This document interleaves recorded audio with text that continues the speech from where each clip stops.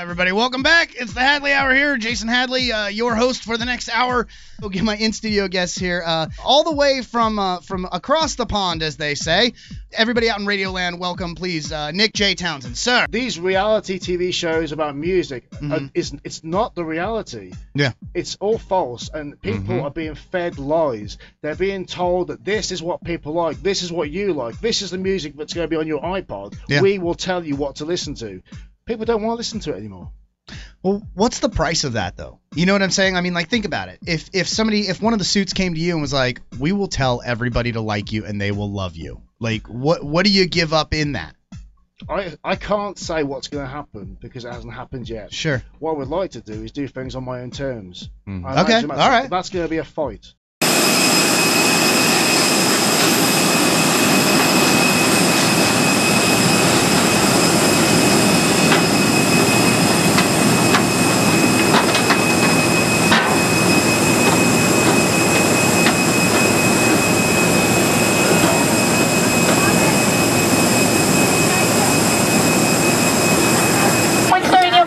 Please use the overhead lockers for larger items. We do ask that we are operating a vertical flight today that we that you do use the overhead lockers for larger cabin baggage only. Smaller items should be placed underneath the seat in front of you. I had to cancel a funeral for this. And welcome back to Gunnerson Mark, presented by Line 6 Auto here on CatechRadio.com. And I'm going to talk to two individuals that have made their way across the Atlantic Ocean. Tell us who you are and why you're out here. My name's Debbie Stewart. I run the Kings and Promotions. The Kings Promotions. Runs Promotions. We don't do the Kings. No. I'm from the home of heavy metal. When I was growing up, there were certain radio stations, and they all had their little genres, but there was always new music being played. And now you don't hear almost hardly any new music on these terrestrial radio stations. They have a very tiny, small set list of songs that you'll hear maybe 20 of them in rotation. Yeah, the rotation of music. Playlists decided. And they almost don't play any new bands' music. And K-Rock was famous. That's one of the reasons I think people loved K-Rock back in the day. It was because they were open to playing a lot of new music. You know, yes, they would find a hit and they would repeat that hit from time to time, but they would also give like shows to Rodney and the Rock, and he was bringing up, you know, these people that were on the underground in LA, and they were getting, that's how a lot of these bands got discovered out to everybody else. And KMET and KLOS, they were the rock stations, and KNAC, KNAC, these were the stations that did the harder rock, and then you had your pop with Kiss FM, but they were all doing new music. They were all doing new music. Yeah. But you were the radio station. When you hear a good band that has a good song, you assume they've written other songs, and because the industry is looking for the hit single, and they're usually watered down pap, coated with glitter dung, which with no talent, you don't really expect them to make a better song. Where guitar-based bands have fan bases, they buy the merchandise, they buy the t-shirts, they buy the albums because they're fans of those things, and that's what the music industry doesn't want. They want shit solo artists that can't sing and that can be controlled. Cost of an album has not changed for 25 years. I paid $10 for an album in 1990. Okay, so inflation and everything else has gone up. You know, an album should cost $35 if you follow normal inflation here in the U.S., not $10. So why is it that people are so afraid to pay 99 cents and they think that they can pay, $10 a month and be able to have everything? This mindset is boggling to me. You want me to answer that question? Of course. There's a recent argument Gene Simmons made. He actually blamed people for the way the music industry is. He said it's the people's fault because everybody wants everything for free. So you can kind of go, well, he's making a very good point. They all wanting free downloads, and that's what's ruining things. I don't think that's true, because I'm sure in the 70s people had tape players and they used to sort of tape Kiss albums. I did. Crazy nights. That's when you had free music given. Hang on. We're having that now. We had free music back then. We used to put that in your car, in your cassette player, and I don't remember Gene Simmons moaning then, but he's moaning now, and they're all moaning now because they're worried about losing money. Madonna's net worth alone something like about $800 million and stuff. I mean, her and Chris Martin and all these people, Daft Punk, had this massive meeting about Tidal saying, we've really got to do something to change it. They're some of the richest musicians on earth, huddled up together, saying, we're defending the small person. I'll tell you one thing, if I could actually tell people who the small people are, it would help their tiny careers. It's like, we want to help the peasants, but we won't tell you who they are because that would help them. Well, you can't give name to the peasants. People won't buy albums, to answer your question, because there's so many shit albums out there that they've lost faith. And what we need to hear is real bands making real passionate music, and that's why there's so much censorship. Because right now, the music we're hearing is auto-tune crap. We had Kanye West at Glastonbury Festival singing Bohemian Rhapsody. Oh, I saw that video, yeah. I imagine Freddie Mercury was rotating in his grave listening to that. It was awful, but he is the biggest rock star on the planet. He said so himself, so it must be true. And that's the kind of thing we're hearing. So why would you buy an album when you've heard the biggest artist on the planet, the biggest rock star, massacre Freddie Mercury, massacre Queen, and whether you're a Queen fan or not, it was shit. And if you're a Kanye West fan, it was absolutely diabolical. His ego was so massive, and these are the artists that are controlling the music industry, that are dictating what people should listen to, which are putting people off buying albums. Because why would you buy the album from a prick like that? Following remarks he made about Mexicans, Ugly Betty star America Ferrera wrote a letter to Donald Trump thanking him for his platform of hate rhetoric. However, she's not exactly one to talk, since she got famous on a show that isn't called Pretty in Your Own Way, Betty. And that's the Hollywood Rockin' Wrap-Up. Are you for real? Have you found Metal Sanaz yet? I've done everything for this trip and you're just laying there? You are an idiot, Nick!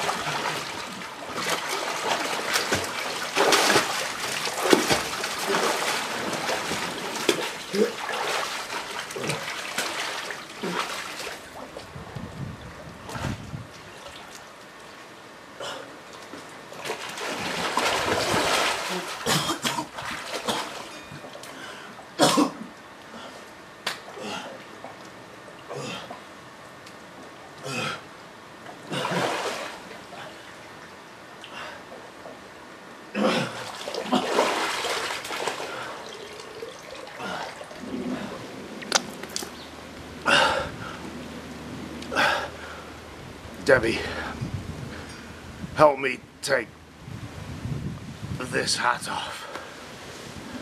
But you'll die. Nothing can stop that now. Let me look upon you with my own head.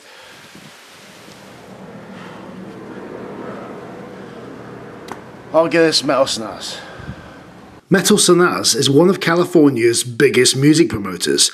Debbie threw me into the pool again an hour later when I told her that I had no idea how to track her. Hey, I think Nick's drowning. Could you come by and help? Okay, great. Could you get Chinese too? Sweet and sour chicken and fortune cookie. Okay, I'll see you soon. Bye. Have you been in LA all your life? I've been all around, everywhere out here, and I stay local as much as I can. The reason I don't travel as much is because I'm a single dad. I'm a Latino statistic. I had my son when I was 16, which means if you own your car seat before you own your car, you're freaking Mexican out here. When I started comedy, like, I had comedians that told me, dude, you're not gonna make any money for the first 5 years you're a comedian. Just know that comedians are broke, keep your day job, stuff like that. And I talked to a lot of big comics too that had already done Showtime and HBO and all these, big TV spots over here, and they were like doing shows for gas money. And they said, hey, you can't make any money locally, it's all on the road.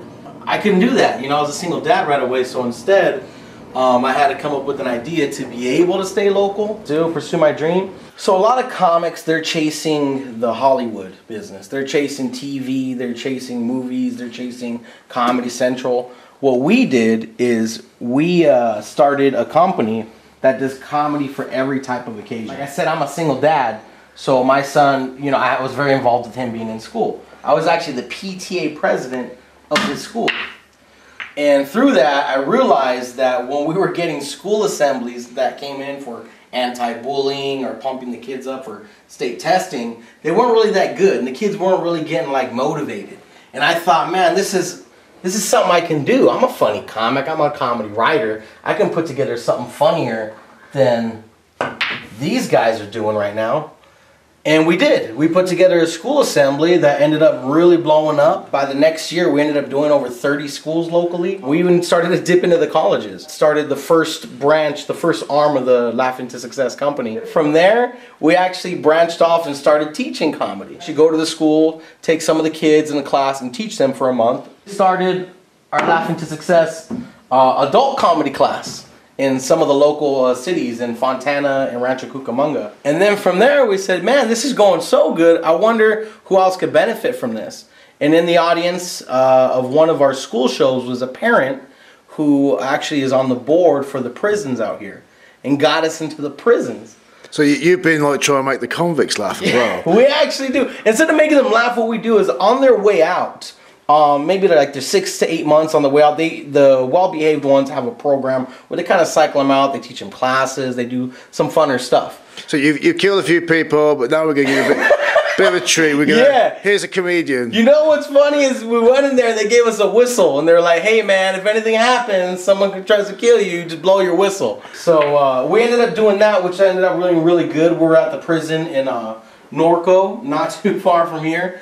Actually, we went horse riding in Norco. Oh, yeah. We were looking for Metal Sanaz there.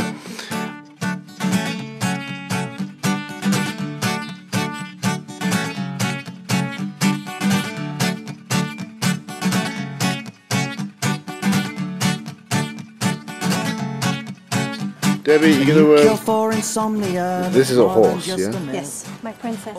They come in different sizes. They do? This is my size. Looks like a big dog. You can hate him. It's okay. And these are its turds. You sure shit a lot for a princess.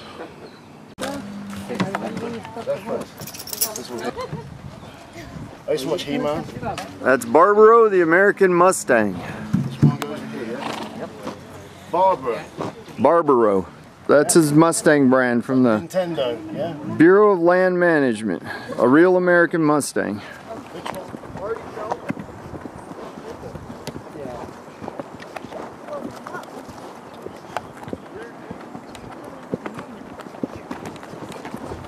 Whoa. Whoa.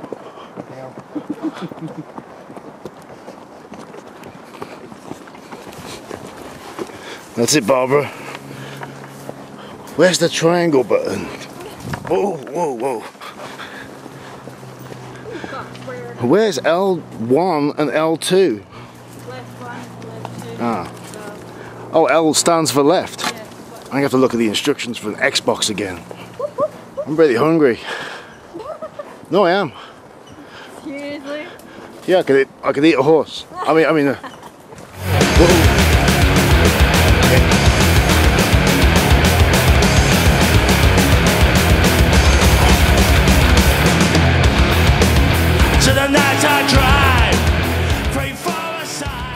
Have you lived in Los Angeles for a while? Yeah. I've lived in Los Angeles for about 5 years, 6 years. Came over after I completed the first major feature that I worked on, which was I Am Legend. I played a lot of the creatures, and I stunt doubled the alpha zombie in that. So you're part of the special effects and the acting and props, yeah, and actually creating the creatures in terms of how they behaved and what they did. And they actually had us in like this white clay, and it was prosthetics. In the midst of it, canceled it. Went like we had 40 extras, and then they actually turned it into like 5 people stayed, and I was one of those that stayed and got into the CGI, and they, kind of reproduced me dozens of times. That was a big production as well. It's huge. Washington Square Park. They rented all of Washington Square Park for like 3 days, and we're all over New York. It's a huge production. Got a call to come and audition for I Am Legend. Got an I Am Legend. And then since then, I've worked on Star Trek as like the alien choreographer. Which Star Trek was that? Is that because Generations? Is the first J.J. Abrams. Oh, the actual movies. Yeah. Oh, that's big. That's brilliant. Yeah. So have you met most of the cast? Have you? Yeah. I met Chris Pines. I met a bunch of the people on set, but mainly worked with J.J. and the creature designers and the alien actors. And then basically what I've been doing is kind of an acting coach, a movement coach. Yeah. And have moved from, acting more into like video game directing, and got to work on Thor. So in Thor, I got to work with Chris Hemsworth and Tom Hiddleston and like that whole crew basically. Yeah, doing that's big names you mentioned. A lot of behind the scenes as well. I mean, is that where you want to be?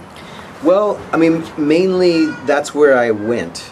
I think now I'm more interested in getting back in front of the camera. Because you're a good-looking guy, I think it'd be a shame to be wasted. So, you do acting coaching as well. What is your next move? You're in LA, you've got everything on your doorstep. So, how are you going to go forward to that? Well, just recently got a manager, so I'll be working with them to get more roles. Working with Andros, the producer of New Age Girls, to create more like sci-fi shorts. Working with a lot of like YouTube producers to kind of create my own content, and basically just really getting my sci-fi concepts out, as well as creating games. Currently, I know that I have a really great connection to people who are making YouTube content, and I have a lot of access to cameras, and I have a lot of access to people. So, really amazing talent. So what I'm basically doing is just putting my concepts down and beginning to map them out. And over time, I feel like I'll be able to get these smaller productions out. And then as time accrues, and I do more directing to create my own content. Do you have to do all your promoting, like for YouTube channels and stuff, or do you have to pay someone to do that for you? Or? Well, people like Andros and my friend Sax, who I collaborate with, are really like on the pulse of how this stuff gets out, and I feel like it's really just about developing the strategy on like how to create partnerships with people who have huge existing like subscribers, for example. Exactly. So that's the way that I feel like I'm going to get the views on what I'm creating.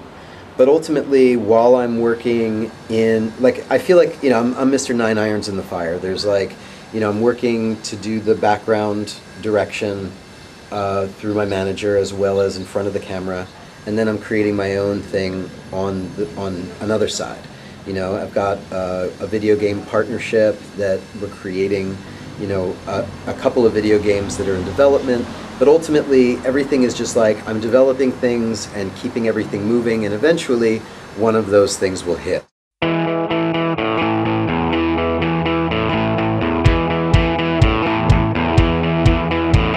Hey Joe, we've got problems. Put your hand in mine. Let's go solve them. Here we go again. Excuse me, is this the Metal Sanaz? I was told I could find Metal Sanaz here. Is this Metal Sanaz? You guys, do you know where I can find Metal Sanaz? She's quite big in LA. Came all the way from England to see this. It's going towards us. It's a black digger. Hi, black digger. Do you see any black dick? You went that way?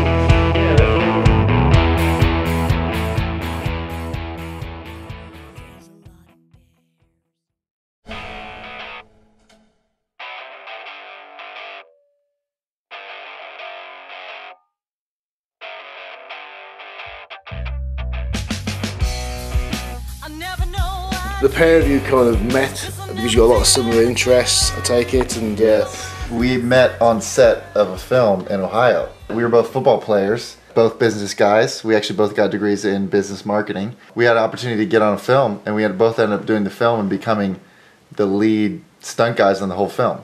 And then decided 4 months later to sell everything and move to Los Angeles and like pursue the dream. It's a whole different mentality. It's a whole different hustle. Like everyone here, if they're not trying harder than you, it's pretty rare. So there's been many times where, the funds have been running low and it's been tempting to go get this bartending job or to, start driving for Uber or like waiting tables, whatever it is. Be a valet or... Exactly. We try to keep it all within entertainment. So whether that is through modeling jobs or we've done a good amount of like stunt work. We both, like he said, played college sports. So that's allowed us to get on kind of the big time movie sets and commercials and get that exposure. Models and stuntmen face on the line. What about things like starring roles and the modelling work? You two are more likely to have an accident being a stuntman. Right. Am I right or am I wrong? If I'm wrong, just please tell me.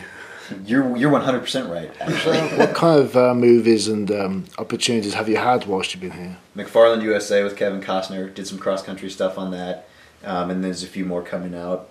When the Game Stands Tall was a football one, we did a bunch of the football stuff on that. The one we met on in Ohio was called Underdogs. Yeah, that was a great name. Yeah, My All-American's a football film, My Mini Son's a basketball film, so it's been cool how we've been able to use kind of these gifts that we have. Coming to LA and just being another guy who looks his 6'2", dimples, blue eyes. I was meant to be in Los Angeles because Ryan, myself, I have a story to tell. I came out here mainly because I'm a Christian, and I came out here because I needed to come out to this place, and I knew, we all know what it is, and in the world of Christianity, this place is supposed to be scary and whatever. I came out here and it was amazing, and I was like, what's the difference? Everyone's saying this place is dark and whatever, and I mean, we all know what it is, but it also has, where I was also finding, like, there's a lot of people here that are amazing. There's a lot of people here who are passionate and doing what they're doing what they love to do. Chris will tell you, I mean, we've had some crazy experiences on set, and people have experienced, like, what we know as the love of Jesus, and it's been pretty amazing. If you make a film in Los Angeles, it can reach the world, and so that's what I came here to do. I'm excited to do it. I am going to do it. If you call yourself a Christian, it's not really a good thing. You're kind of an outcast now. And so I don't really call myself a Christian. It's just like, I mean, I know I have a relationship with Jesus, and he's the man. Do you really feel though that, like, by saying you're a Christian, but you're hinting at, is that how things are in America these days? Our nation was founded on Christian principles, but it's so different. Everything's changed, and being a Christian now, you're especially in this industry, it's viewed as almost a negative instead of a positive. I'm just a guy who has a relationship with Jesus, and that's it. So you're almost like a rebel. Yeah, I guess, you know what? I'm a rebel. I'm going against the grain these days, because if I'm going to be a Christian and just be with the crowd, then I just don't want to do that. That's not me. I can't do that, and I won't, which is one of the reasons I moved to Los Angeles, because apparently I'm a rebel. So, yeah. Compared to some actors that have gone to acting school, done all the necessary roles to get to where they are, how has being an athlete been an advantage? You know, I mean, we talk about this a lot, actually, but, man, there's something about an athlete. You've been a part of a team. You've gone through really difficult times. We're not just actors, but we're actually people who have gone through difficulties. Okay, yeah, you throw a ball around, people celebrate, blah, blah, blah, blah, blah. But it's way more than that. I mean, it's working hard. It's waking up at 6 a.m. every day this summer before starting. So, like, that's what we have in us, in our bones, that a lot of actors have no idea. They have no idea the concept of showing up early, or yes, sir, no, sir, you know, yes, ma'am, no, ma'am. Like, we learned that because we're from Ohio. We're nice Ohio boys, but we're also athletes. My dad was a coach, and he had a poster in our garage that said, "Everything I need to know, I learned through football." And I was like, oh, that's kind of silly, but having gone through this crazy adventure, like, dang, that's actually kind of true. Like, the teamwork, the work ethic. Like, you want me to get up at 4:30 a.m. and drive through the snow in -8 degrees so the coaches can yell at me and run my ass all up and down the field, and then come back and do 4 hours of film, and then actually go to practice, and, like, oh, wait, actually have to do school on top of this, like, and still enjoy it, and still actually enjoy it, and then it gives you, man, just like the highest of highs. Like, there's no greater feeling than scoring a game-winning touchdown, or, you know, your team comes back from behind and wins in overtime, or you know, just this, because you've gone through that together. That blood, that sweat, that tears, that camaraderie, that brotherhood that you form. When you experience it together, there's no greater feeling, and at the opposite end, you learn how to deal with adversity and loss, which, as an actor, is going to happen more times than the victories will. There is a bit of a rut, I guess you can get in. Whereas if you do stunt work for a period of time, you can be seen as a stuntman, and only a stuntman, that you're just going to get blown up. You certainly can't deliver dialogue. So you get typecast, basically. Exactly, yeah. And you walk into an audition for an acting role, if you even get an audition, first off, and it's like, it's very hard for them to take you seriously if they see you as a stuntman. So luckily, on these films that we've done, we've been able to get kind of like upgraded, promoted to where we become like these feature roles, to where it's like, okay, we want you to come do this scene with the coach, or we're going to kick you out of practice, or we're going to do the close-up on you crying. Mm-hmm. So we'll actually get a character credit and actually get to act. So you go into a room and it's like, oh, you played this character in this film, and you have, you know, something to show for it, and beyond just, oh, you just did football, you can act. Mm-hmm. So you're just someone we can set fire to. Yeah. Exactly, yeah. Yeah. I have to share this because this was like one of the greatest experiences of my life in Los Angeles. So we actually both booked a role as actors in a movie coming out called My Many Sons. It's a basketball film about Don Meyer, and I was one of the players towards the end of the film, and like kind of one of the team captains. And one of the part in the script is I read it, and it says this player dunks the ball, jumps up and slams the ball. And luckily, being an athlete, I can do that. And so we get to the day where they're actually going to film the dunk, and the director walks up to our coordinator. He's like, "Okay, who's the double for the actor? He definitely can't dunk. Obviously, he's an actor." And that day, the coordinator tells him, "Actually, I actually literally think he can dunk." And so one of my most pride, just joyous days was actually like grabbing the ball, jumping up, throwing it down, getting on camera, and everybody just being like, how in the world did that actor just do that? And so that's another benefit of just being an athlete, because you just do your own stunts, which is great, you know.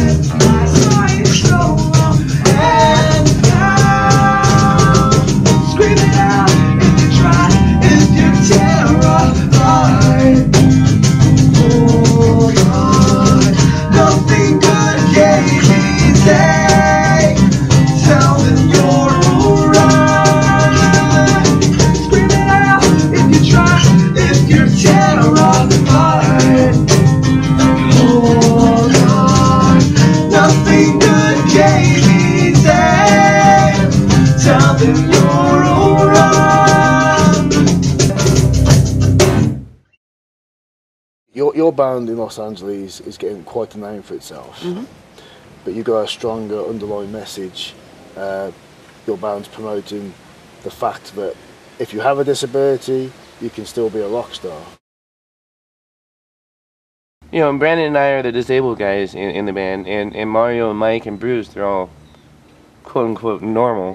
When I first met Brandon, we were in separate bands, and then hanging out with Brandon more and more after meeting him, he told me the message behind the band. I was even more into it, you know, because I have a disability and all that, and he's showing people that, you know, you can have a disability and still rock out. When I'm on stage, like, none of my disabilities or anything like that, like, matter to me. Like, I'm just there to, I'm at the pinnacle of my life. Like, that's where I belong, and I'm not going to let anything else, you know, change that for me. So, it's fun. The world could really benefit from hearing your stories. Do you think you're more likely now to go more global? I would hope so. I mean, it's kind of a universal message. I mean, a kid with no legs in Bangladesh could totally identify with our story, you know? Like, yeah, he can't walk, but maybe he can do something else that he's really into, you know? He could play guitar or you know, fly to the moon. Like, it doesn't matter where you are in the world. if you have a disability, you can do whatever you want. And that's kind of our message. I know I keep asking questions about disability because really, I don't mind. You're more than just a disability band. You're a rock band that plays awesome live. Now I saw you play at Loaded. Mm-hmm. Loaded Hollywood. Yeah.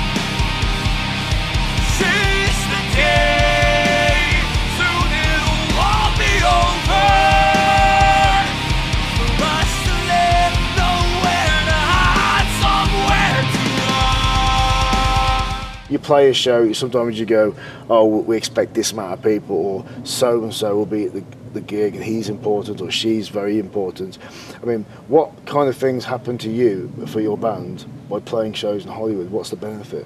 I mean, you never know who's in the crowd. And you're like on the way home, it's like, oh, by the way, so-and-so from Capitol Records was there. And you guys did great. That's awesome. Because Capitol's right next door to... Pretty much, yeah. It's like the shadow of the building kind of hits Loaded, you know, at certain times during the day, so... Would you say that's a good place for underground music? Absolutely. Especially with Metal Sanaz. But if you're an underground metal band, you definitely should work through Metal Sanaz, and she'll do everything she can to get you where you need to go. And she works with Loaded on Sundays, usually. Metal Sanaz is one of the big players in Los Angeles as far as the underground music scene. Mm-hmm. Okay, can you get me a phone number, you reckon? I don't think I could possibly do that. No? I mean, you haven't got it on you. It might be in my jacket. Well, yeah. I mean, I wouldn't want to like overstep the lines, but Debbie, could you get me some Twinkies? They're kind of by Nate's jacket. Yeah, right, just in there. If you get me some Twinkies, do you like Twinkies? I love Twinkies. Oh, brilliant. Okay, yeah. Could you get the Twinkies just by Nate's jacket? Yeah, and can you bring me a pen? Going down a freeway. We don't have freeways in the UK, we have motorways. This is a freeway. This is a freeway. Is everything okay? Yeah. Let's not beat around the bush. You have a slight problem with deafness, yes? Yeah, I've got the hearing aids. Now, how does that affect you as a musician? Because I think that's really interesting. Playing like at practice or at a show, not at all. If anything, it's more of an advantage because when I take these out, which I do when we play, like it kind of filters out everything. So all I hear really is like the band, you know? Yeah. I don't hear the background noise, I don't hear feedback, you know? I don't hear the sound guy telling us to get off, so that's good. Never listen to them. No, never. Never.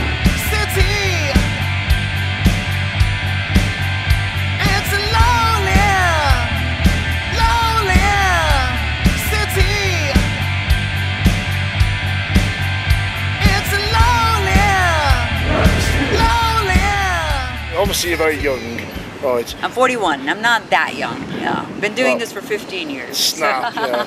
I know we both have the body of sluts, but a lot of people came across you when MySpace got big, and at that point you were the underground lady fighting fire. You're still doing that now, and you're expanding more now. But I imagine it's quite hard to maintain that. From experience myself, so you've had a lot of success and failure, and then run through it. Oh, absolutely. I mean, if anybody wants to get into this business, they got to be ready for spending a lot out of their own pocket. Not everything is going to be paid for. Actually, very little of music industry has money in it. The rest of it has to be free. If you want to be successful, you got to be ready for it, and it's a lot of work. I mean, literally, my life has become 24/7 working. And I love it because it's my career. I love it, so I don't complain about that part. But you really have to love it to be able to make it in this industry. If you don't really, really love it, you're not going to be able to make it. And if you're thinking that you're going to do this and get rich, get that out of your head and go get a job, because this isn't going to make you rich at all. And I think you got to be consistent as well. Yeah, you have to. You have to be consistent with everything that you're doing. Don't let anybody bring you down. Don't let anybody tell you no. Don't let any of these haters that right when they see something that's a little bit important or whatever, all of a sudden they start attacking. They want to bring you down. They say mean things. I've heard the worst things that I couldn't even imagine people would even say to somebody that they never met before. I've heard it all. Yeah. And at first I was getting upset because it was new to me. Then I realized that who gives a shit? You wanna fucking talk shit about me? Why don't you fucking do it? You know, we need more help. So if you think I'm doing something wrong, why don't you go do it right? Because then you're helping me too. Because if everything is going right and everything's going good, then there's help for everyone. So go ahead, do it. Whatever you think is correct, go ahead and do it. You make a lot of videos to bands, interview them, and we know there's like not much money in this industry. There's no money. Yeah. Sorry to break all your hearts, boys and girls, but there isn't. There is no money. You'll be lucky if you're making any money. That's why I try to do my shows on my own rules, and some of my shows are free, where nobody gets paid, including myself. And the shows that I have that have a cover charge on it, the bands, after a certain amount of people they bring, anything else they bring after that goes into their pocket by me in cash. So they don't, like, I want to start giving it back. But you know, the reason that most of these bands are so upset and pissed off is because of all these pay to play thing.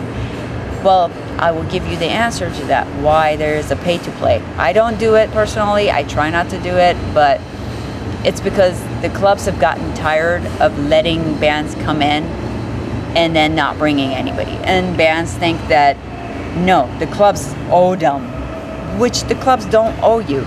Like, if you're bringing business to them, you're gonna make money. If you don't bring business to them, they're basically having their club open for you to do whatever you want to do in front of nobody, so it makes you look bad in front of everybody. They wouldn't want to book you anymore. You make the promoter look bad. You make yourself look bad. Nobody wants to touch you anymore. So if you're not ready to bring a certain amount of people into a club that is required by you to bring, don't do the show. I try to give back, but only if they pull it off. What I tell them. If I say, hey, make sure there's 15 people there, and after that, whatever is yours, they get paid. If they listen, they will get paid. If they don't listen, then not only I look bad, and I don't want them in my show anymore, I will not book them anymore. The club will not book them anymore in any other time, because the club always has their eye on the bands, and believe me, they got a list over there of who did what. So next time they go there, even if I'm not the promoter or whatever, they're gonna be like, oh, excuse me, but last time you brought no one, so we don't need you here, because there are bands that can pull people. And between one band, it's very, very simple. If you're just starting to do this, you need to make a good impression right off the bat. So if somebody gave you the opportunity to go play anywhere, there's at least 4 people in a band, sometimes more. So out of those 4 people, they must have a girlfriend, they must have one friend, and they must have a mom or dad or cousin, uncle, this, that. Bring them all out. If each person does that, there's 50 people there. I love the excuses they give, like it's usually an hour before the show, and we tried, we sent out a tweet. Really? Oh, there's so many excuses. You sent out one tweet and you expected the whole world to stop just for you. No. You need to act like how bands were acting in the 80s. They were running around the street every freaking night, and they were handing out, begging people to come to their shows. And I'm talking about big bands, really, really big bands. You do everything to bring people. You go beg them. You go make friends first. You can't just hand somebody a flyer in their hand and expect them to show up. That's not going to work. They gotta feel connected to you to give a shit. If they don't feel connected to you, why would they give a shit when especially in some place like LA that is like, there's 5,000 shows going on every night, they got to choose which one to go to. You got to make a really good impression for people to come out. We got to go to a break here in a little bit of a half a minute. Here on the Hadley Hour here on Indie100.com, the Mix.fm, Planet Platypus, Excite Radio, Lipsap.com, WLOR.net. My in-studio guest, Nick J.Townsend. and Nate Stockton. You can check out their music, Week 13 and the Mendenhall Experiment, respectively. We'll be back with some more tracks. Also, make sure that you check them out on Twitter. Week 13 and Nick J.Townsend, of course, all the other foreign pages as well. And, of course, you can find the Mendenhall Experiment on the Twitter, the Instagram, and the Facebook. And, again, we will be back here in a couple of seconds, and I'll see you in a minute here.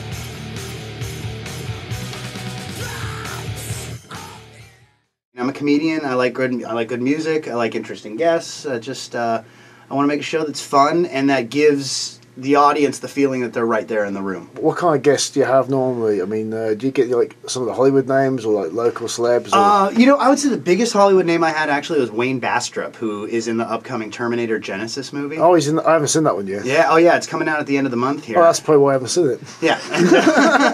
But Debbie, could you please tell me when the cinema is open? Yeah. Otherwise, it's been a lot of, I don't want to say independent artists. I like to call them pre-famous.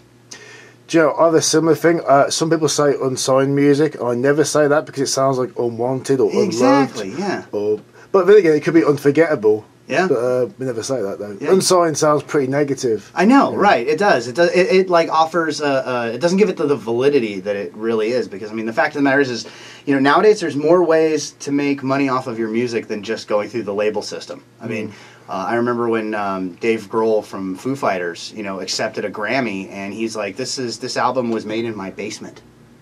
And it's the same level of quality that comes out of multi-million-dollar studios. Yeah. And, the technology has caught up to the point where now the artist is on fairly equal footing with the record label, short of distribution. That's like the next level. But you have all the self-publishing, and you have stations like this that, go out of their way to discover the music that might be overlooked from the suits. Yeah. Because they don't know what's good. They think they know what sells. And in fact, they tell you. I gotta tell you, I don't have garage bands on. You got to bring something to the table. Bring something that you're working on. I mean, listen, I'm a comedian, and I spend daily. I work on my craft daily. And it never ends. And I try to find that same quality in like musicians and actors and other types as well that come onto the show because they're. I'm a joke, so you got a good guest here. I think I'm seen as a total joke, so I don't think I'm funny, but like I'm a disgrace. I think in the music world. I wholeheartedly disagree. Okay, let me tell you, the whole reason that you're here is because I think one of us found one another on Twitter, if I'm not mistaken, and then I traced it back to your link and I watched your video. And the offensive ones or the no, I watched. What did I watch? I watched the one with the World War I theme, and then I watched another one where you were at a party, and there's the scene with the straitjackets, kind of done like in a fisheye lens, and like everybody's playing in the corner. Yeah, that was a lot of fun. That one was. Yeah, it looked like it was a lot of fun. I headbutted the camera, and That's right. I was the director, and I had concussion.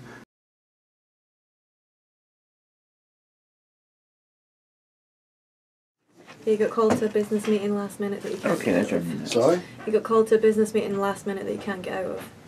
So. Yeah, well, I'll throw these down here, and I'll throw 3 in the little fridge right here. You should also have a volume knob on the side as well. Of your headphones. Oh. Yeah. Headphones. Let's just make sure. Hello? Yeah, there we go. 1, 2. Yeah, here, let me turn you up here. 2, 1, 2, 2.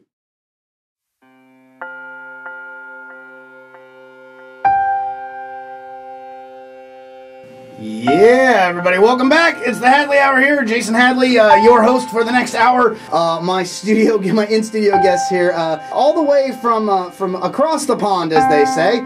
Everybody out in Radio Land, welcome, please. Nick J.Townsend, sir. It's a pleasure to be here. Thank you ever so much. Yeah! This is my first ever American interview on radio. I've done like American shows before, like overseas from England, phoning interviews. It's the first time I'm on American soil talking to Americans about anything they want, really. Nick, we played a song to open up Go Away. I'm glad nobody took the advice and that you're all still here with us. So talk to me about Go Away. What did we hear? Where did it come from? Just kind of I just want the truth to come out, and I think Go Away, which is what the song title is about my thoughts on the mainstream music industry, and I am sick of it. Lots of Americans are sick of it, lots of British people are sick of it, people in Europe, and we want finally someone to realise that all this stuff we're hearing in the charts, this nightmare, is not what people want. They don't want this. It's getting worse and worse, and there's more of it being made for a select few, and people are being programmed to like this stuff. And what people really want is proper good songs, proper bands, which actually mean something. All this auto-tuned rubbish, and we're absolutely tired of karaoke contests on television, dictating to us what we have to like. A Christmas single that tells us we have to buy it because there's a TV show for it. We want real bands to start being recognised and start infiltrating the charts more. And the problem we've got is because the mainstream music industry is controlled and controlling everything. From what you mentioned to me earlier before the show started, the many different levels. Yeah, the vertical integration of the music industry, at least here in the States, you know, and it's probably a global model as well, you know, to a certain degree. And so learning to, or overthrowing the system by working within it, right? Because I'm not an actor, but I'm obviously promoting myself, and as a person, I'm not just promoting myself. Imagine Battlestar Galactica, the first series. You got this big ship kicking butt, and then there's always other ships that are also cool, and we're trying to get away from the Cylons. Well, this is what I'm trying to do. I'm trying to open a big hole in media. So if I can fit through my big head, we can get all the other cool people through. Right on. Well, I was the worst music student in my school. And they said I would never ever amount to anything. People my whole life said that to me. I got to a point where I just had enough. I wanted to do what I wanted to do. I started doing music. I was a late starter as well. People said you can't do that, and I'm sick of people telling me what to do all the time. Usually when they're being very condescending. And I made music to begin with. I didn't take it seriously as a career. I did it because I wanted to do it. And then what happened, more people started listening to what I was doing. I started meeting other people, like-minded people, making music which I thought was good. And I grew up with a lot of music from the 90s. These reality TV shows about music, it's not the reality. It's all false, and people are being fed lies. They're being told that this is what people like, this is what you like, this is the music that's going to be on your iPod. We will tell you what to listen to. People don't want to listen to it anymore.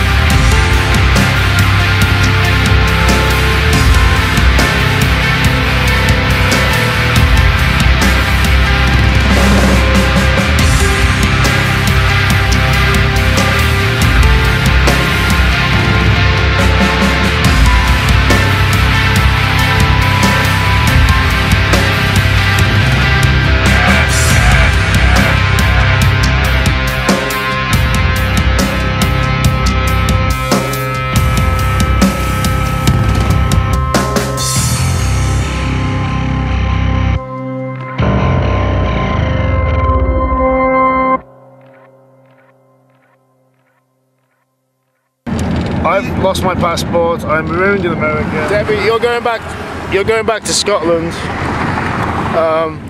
Say hello to John, and I wish him well. Do you reckon Metal Sanaz actually pickpocketed my passport? I don't. No one can understand what I'm saying. Oi! Oi! Break! I'm gonna break stuff. I'm gonna break your passport. I'm gonna break your passport. You jerk! I'm gonna break your life. I'm gonna break it. Oi! I'm gonna break the system. Oi! Oi!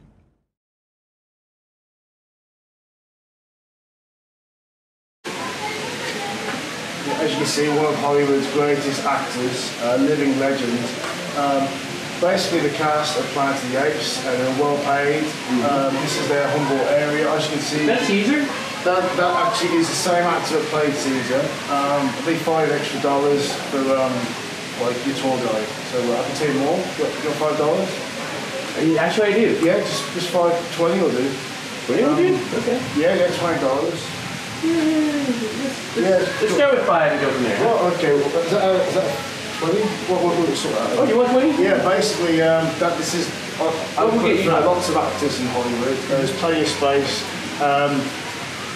There's a famous actor called Clint Eastwood, and he basically played orangutan.